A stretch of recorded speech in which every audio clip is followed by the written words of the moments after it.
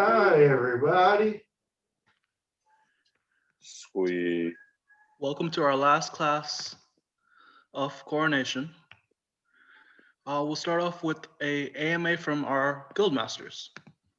Starting with Regan. The question for you is, what is your favorite thing about your class? Oh.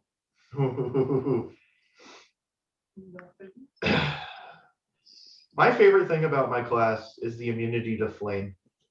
No other class gets it. Immunity to flame is great. You heat weapon me, and I get to hold the sword still. You throw the fireball at me, and I smack it with my hand because I do not care. And Pro Flame makes it so much easier when picking enchantment selection, because I don't have to worry about being immune to flame, and that will always be the #1 reason for that class for me.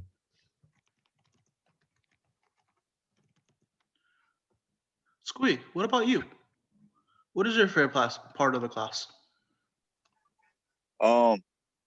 It's kind of hard to say because it's mostly the uniqueness because it has so many different uses, and it makes it kind of fun because you get to be like, hey, I want to do this playstyle this time, or I want to do this with this type of monster. So it's pretty fun. What is your most popular monster that you play? Ooh, that's tough because I have quite a few that I like to play. Usually, the one that I like to take to the field is Minotaur because it's versatile and it's really easy to just throw at someone. It's not something that's too high level, and it's not going to be a giant game changer to make everybody go, oh no, I don't want to fight that. This is actually going back to one of the questions I asked Regan in his other class. How important is Garb to the actual monster class? It's for monster class, it's actually really important because unless the champion just says, hey, don't worry about having having Garb for it, most of the times you have to have Garb for it because you're playing that monster. And every monster has a unique set of Garb. So in order for you to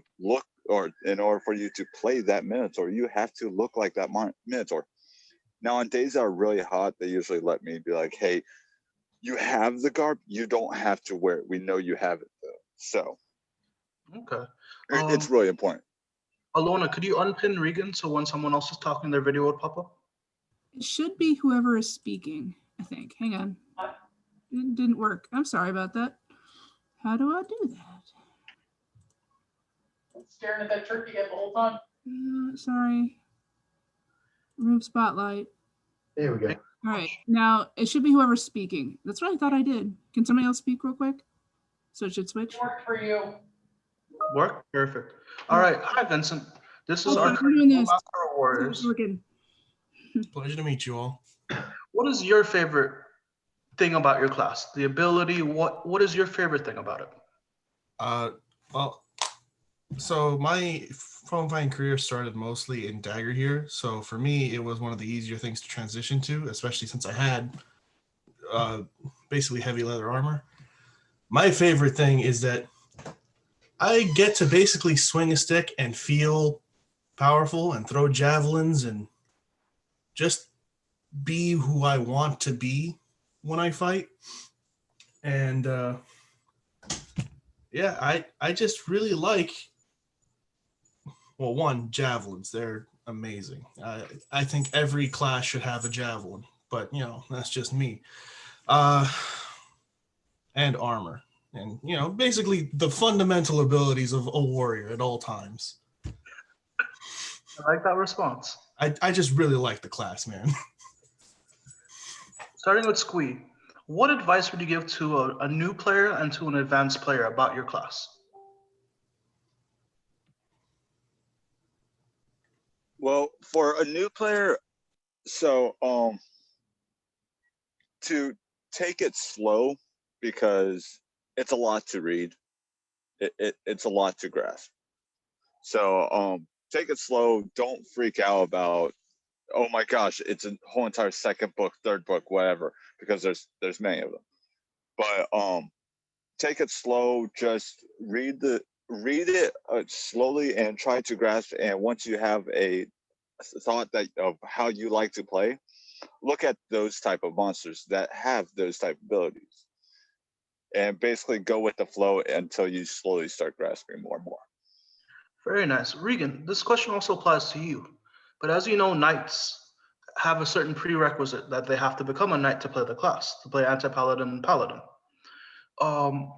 What advice would you give for those that are new to Anti-Paladin and Paladin? All right.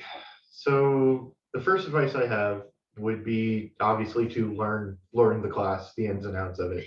By now, you should probably already know how to read some of the book and how the abilities, function at some point, especially if you played a class with those abilities before. Barbarian, a lot of those barbarian abilities are a part of the class. My biggest advice, I don't see many people out there fighting, whether they're paladin or anti-paladin. My advice would be for them to make more of a presence known on the field. Go ahead and show that, that they exist. They're a part of the game, and kind of show why they exist and they're a part of the game. Personally, I would like to see the paladin and anti-paladin classes get opened up. I know some people are usually on the fence about that. I would love to see them open up. That way they have more of a field presence. But my advice would be is to go ahead and read the abilities, go out there and have fun and show people that the class exists and the class has functions. Thank you. This is for you, Vincent. As you mentioned before with the armor, I personally feel like it's a big part of a warrior is being in armor. So for the newbie players that don't really have a lot of armor, but for the advanced players that do have armor, can make it by it, what do you think about that? I'm sorry, could you repeat that last part? It cut out. For the armor for warriors, how do you feel about it for newbie players, for moderate players, advanced players?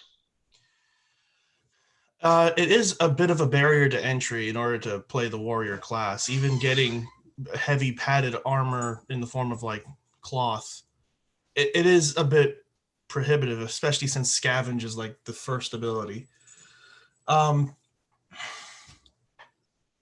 It doesn't really feel too much like a starter class in the sense of like newbie friendly in that regard, because like if you go first day in Amtgard and you're going warrior, you're really kind of just a peasant that might have an ability if you happen to have someone loan you a bit of armor. So for newbies, it's a bit restrictive to at least have some sort of mechanical ability that benefits you in a way that other classes no. In that case, you'd mostly just be a little bit lesser than like level 1 barbarian. Okay. For moderate players, if you had armor, even if it's 1 point, it's still a good class to go into, and the scavenge ability and the armor itself as a level 1 entry is perfectly acceptable. It's the barrier to entry to play the class. At least in my opinion, having at least 1 point goes so far in that class, seeing as it's mostly revolved around it, at least in the early states. Thank you so much. Mm-hmm. Regan, what's your favorite playstyle of your class, and what do you think is popular in our kingdom of Neverwinter for paladins and anti-paladins? Our biggest, we see more paladins than anti-paladins. The biggest playstyle that I see is usually enchantment heavy for self. Basically, you have the armor, you have the access to all your weapons, then you have your abilities, and what'll happen is you'll want the right enchantments that will flow with your class. Obviously, me being pro flame, I would look more for other options such as maybe wounds kill. or I would look for something that would guard me against magic like Enlightened Soul. Paladins, since they have things like pro magic already, they would look more towards the things that would make them immune to flame. That's usually the most thing you'll see is you'll look for things that are enchantment heavy that would complement the class's weaknesses and then go from there. Always find an armor buddy, a person that will go ahead and repair your armor for you, because it's always the greatest thing when you can repair your armor points, whether it be 1, 5, or whatever the number is. Very nice. Squee, King of Monsters. What do you think is the most popular monster in the kingdom, and why do you think so many people play that monster? Ooh, that's for a popular monster. That's so far I've seen a lot of goblins, and I think it's just because it's really easy for somebody to pick up and play. Not to mention it's really fun to just, be a nuisance to everyone and just keep on having like just a swarm of goblins. So that's probably why a lot of people do use goblins in like small little battle games and stuff like that, is because it's really easy to pick up and can kind of make a nuisance on the field. Very nice. Squee, as you know, we have V9 coming up in a couple of years. What changes would you like to see about the actual monster class and the monster manual in the V9, the next version of Amcard? Well, so I started on the version of monsters that we are still in right now, but the version before actually had it where your monsters leveled up with so there was like a Minotaur and it started at level 1, and every single time you leveled up, it actually got stronger. So being a level 6, you actually could use a level 6 Minotaur, which made it so instead of you being a level 6 right now, and if I go into a field with Minotaur, it's still a level 2 Minotaur. So I kind of would like them to bring that back, because it'd be fun to wreck stuff with level ups. Thank you. Vincent, for Warrior, as you know, what would you add and what would you take away from Warrior that you think would need to be improved on? If you can think of anything. In my opinion, there's 2 things. When I think of a warrior, I think of someone who's basically able to master all weapons and types. So he should be adaptable and be able to use pretty much anything he touches. In that sense, I feel like he should be able to use all weapons almost unrestricted, bows and arrows, all that. Now, most warriors, at least according to how the mechanics work, tend to go like sword and board or a 2-hander, just because Harden works better with those items. But when I envision a warrior in any fantasy sense, it's someone who's able to do any sort of fighting style that they can pick up. My second point is when it came to melee classes in general, I know I've talked your ear off at this in person, but it always seemed strange to me that like the melee classes in Amtgard didn't really have like the 3 different pathways that most magic classes had, like how wizard can basically go warlock or what was it, like elementalist? Elementalist and invoker. Yeah, they get 3 different choices at the end game, but a warrior at level 6 is just kind of not only, but it's better than level 5. But there's no like specialization they can dip into. It feels a bit weird, but at the end of the day, the warrior itself is pretty solid, and I guess my only one true argument is I want to use all the weapons all the time. I'm on your side for that. Regan, going off of what Vincent just said about the pathways.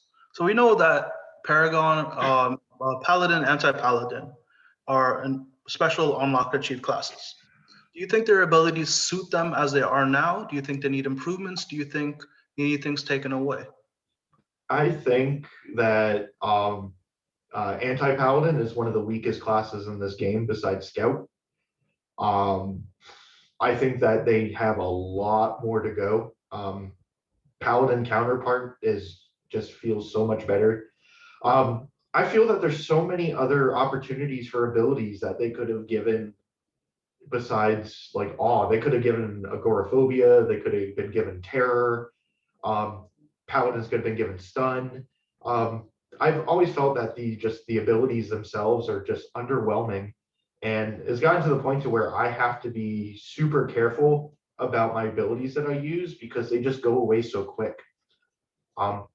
If I had my chance, I would say maybe make some of those other utility spells chargeable.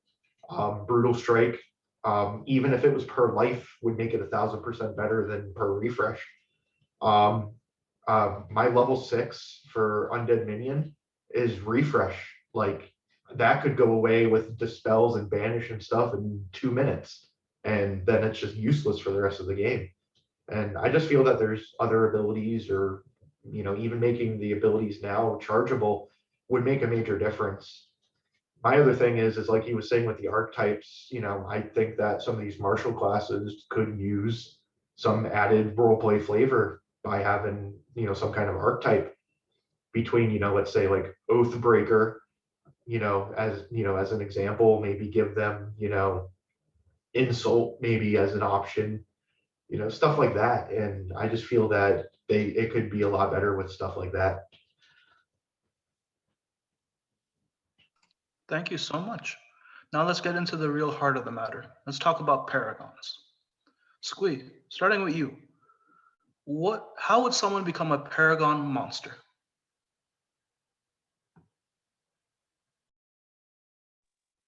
How would somebody become a Paragon monster? I guess to show your knowledge on the field, and it's a lot of things to grasp with being a Paragon monster. Because there's a lot of knowledge you need, or a lot of knowledge that you should be able to show. Because, like I said, it's not just one. You're not just looking in the regular player's manual and stuff. You're looking at another book, or another few books, because there's quite a few.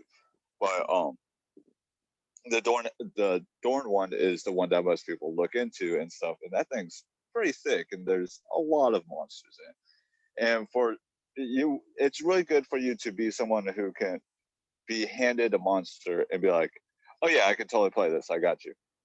And I think that's one of the things that really does help. One thing that really does show about why somebody should be a Paragon monster is if somebody hands you a monster, you can be like, yes, I can play this. Yes, I can be a monster for you. Thank you. Regan, this also applies to you with the paragons for Anti-Paladin. I've never heard of a Paragon Anti-Paladin before. Do you know if any? I've actually fought against a couple of them at the last keep before the pandemic, and I fought against a couple of them, and for some reason I never ended up on a team with them, which was kind of weird. But with paragons, I have 2 Magicaster paragons, and the thing is with paragons, obviously, if you go by the rules of play, they should look like role play and be highly effective in their class. Paragon should be able to teach. With Anti-Paladins, you kind of run into a thing. Not everyone can play Anti-Paladin or Paladin. And the main issue is that from that point, from a teaching standpoint, you run into, how can I teach when there's only a small percentage that can play it? And that's where you go ahead and you teach everyone else about the class, how to interact with it, how to fight it, and how to deal with it. And obviously the on-field skill, you play the class and you fight with it, but you kind of have to be able to teach. And the thing I learned from these Paragon Anti-Paladins from Keep is they'll remind people what their abilities are, or that they're immune to this and this before spells go off, before abilities would go. And The last time. Yeah. Jeff. oh, Andrew. And that, from that teaching standpoint with it, it helps other people learn, because not anybody even bothers reading what those classes are because they can't even play it. So what's the point? So kind of having a field presence and kind of teaching them what the class is and how to interact with it is kind of, Paragon worthy at that point. And that's kind of something I learned from those Paragons. Thank you. Vincent, talk to me about being the pinnacle of the warrior class. What do you think someone would have to do or be? Well, one, you got to know what your spells and abilities do just right out of the gate. If you're not sure what Shake It Off does, you got to learn it. You got to learn Ancestral Armor. You got to learn all the abilities. I would also advise learning some corner cases about the class. Certain weird interactions that can happen with like magic versus Ancestral Armor and other weird spell effects. On top of that, I would argue that in order to be a Paragon of the warrior class, you have to be a good fighter. Not the greatest, but at least above, I want to say, the 80% of the rest. Get to the cream of the crop area, and I think you got a good idea for a fighter there. But being knowledgeable into your interactions, being a good fighter, I believe those are more consistent with the idea of being a Paragon warrior. Okay. Let's talk about kit. Like, what do you wear as your class? So, Vincent, tell us about your kit. Well, as you know, I like to run around with a tower shield, 2 javelins, heavy leather armor that's valued at currently 3 points of armor, a kilt, and pretty much any other weapon I can grab my hands on that's within my kit, including a 2-handed 10-foot glaive pole. And I usually run into the field with all of those somewhere within reach. And I just love javelins, man. I know you do. Hey, man, the poison tip javelin lives strong in the park, or at least it did. For people that don't know the story, do you mind telling them the story? So I was trying to make a joke with the fact that really I should be able to poison the javelin and it should be able to travel and still poison after being thrown. But poison itself is melee by itself. Mm-hmm. However, anytime I would throw the javelin that day, I would yell poison tipped javelin and I would get people square in the chest. So regardless, they died anyway. And there was one person, after I threw it, it went in between their shield and weapon and got them right there. And it was the greatest moment of my life. Thank you so much, bro. Squee, what is your favorite memory of playing in the monster class? Your best monster class interaction or best monster class event?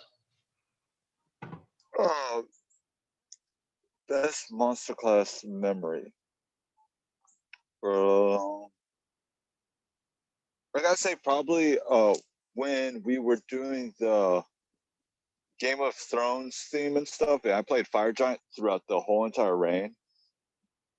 I mean, I was taking Fire Giant to the field. I was role playing with Fire Giant. I had stilts and everything, and that was probably like the most fun I had because everybody was just walking around me whenever I wasn't on the field. I was in my stilts, and so everybody was just like walking around me, and they're just like, "You're really tall." I'm like, "I got stilts," and that was actually probably one of the funnest things was I got to literally walk around, and it wasn't like, oh yeah, no, he just is a stilt guy. Everybody's like, that's a Fire Giant. So that was probably a lot of fun. Thank you, bud. Regan, for you, because I know you got knighted during COVID and you haven't really been playing Anti-Paladin that much. But I wanted to ask about your backstory of your Anti-Paladin. Okay.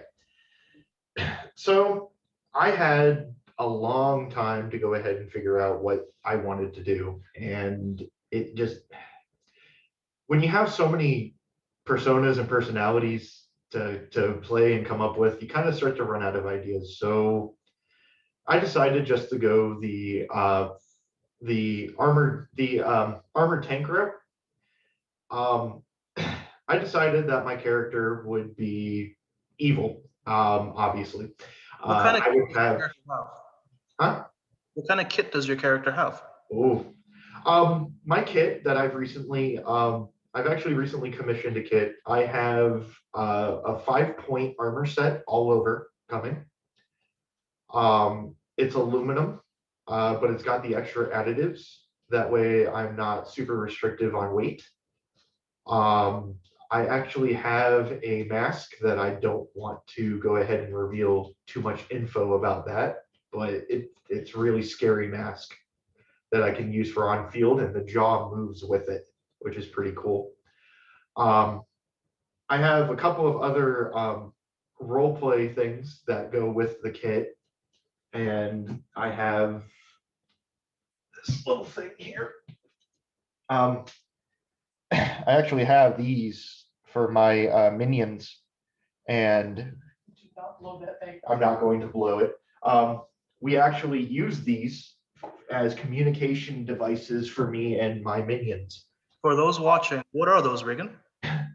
Those are 3D printed Aztec death whistles. If I blow it, it will scream. And it's... Do not blow it. Oh, I'm not going to blow it yet. Do it. Yes. Do it. Oh no, those cats. Sorry, Regan, we got people asking you. I can't with the cats. Do it. Do it. Do it. Do it. But Can't with his girlfriend. but I have Yeah, no. I have a main one that I have, and then I have some others for my undead minions. I'm also going to have custom enchantment strips for the minions as well, and I'm going more for a skulls theme with it, and I'm hoping that I can scare some people with it, whether it's on or off the field, and kind of have that intimidating, scary presence. And that's kind of where my kit is right now. Awesome, thank you. This is actually my last question I have written down. We'll start with Squee for this one. For your class, Monster, what do you want to do for the future? Like, what are your plans as a Monster, and what would you advise people to do that want to start playing Monster? How do they start? How do they dip their foot into the water with this? All right. So first off, with how somebody would dip their foot into Monster is, like I said before, is to actually read, because look up all the first level monsters and see what type of play you actually enjoy and stuff like that. Like, do you want to be somebody who uses poison? Do you want to be a nuisance on field? Do you want to just start stabbing people or whatever? Whatever is your play. And for me, what I'm wanting to do more for Monster is basically get more Garb and stuff, because you can never have too much Garb for Monster. And so that's basically the only thing that I'm needing to work on, is getting even more Garb than what I have. Like, I have a metal trunk of Monster Garb. Thank you. Vincent, this one's for you. Well, it's a two-part question, going off of what I just asked Squee, and also, how popular is Warrior in your park and in your kingdom in general? Like, mostly the park. In terms of getting to be a warrior, piggybacking off the question told Squee, you kind of want to get your hands on some sort of armor, either borrowing it from a friend or go out and grab some. Even though Scavenge covers weapon, armor, and shield, you kind of want it to be able to cover all the bases. In terms of warrior popularity in our park, let's see, there are about 3 to 5 of us at any given point in warrior. So I would say in terms of popularity, it makes up at least about 10 to 15% of our park's average. So it's fairly popular. How different is their kits from your kit? I'm one of the only ones throwing javelins. And let's see, Mordred tends to run basically 6 points of armor with his plate mail. There's a couple that don't really have armor. I usually hand them pieces of mine, and I'll run less armor for them to, be able to at least scavenge something and block. Then there's a couple that don't really wear any armor and just come in with a sword and a board. Well, there was one person who actually had padded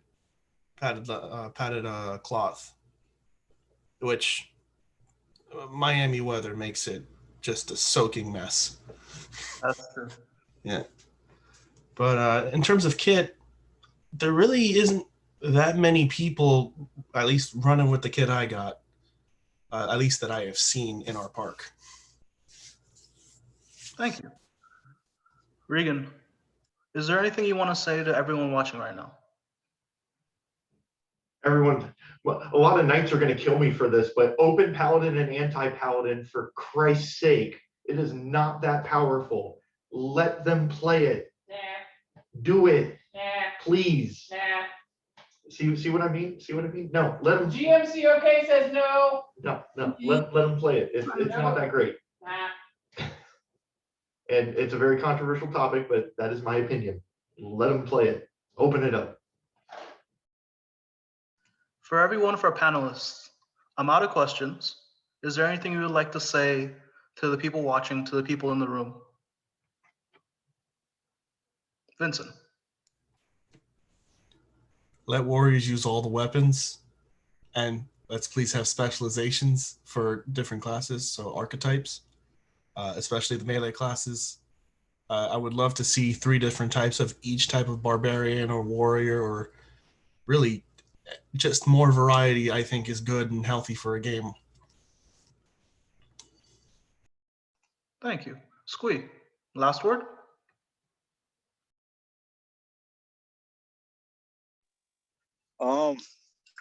Just I don't really have many words.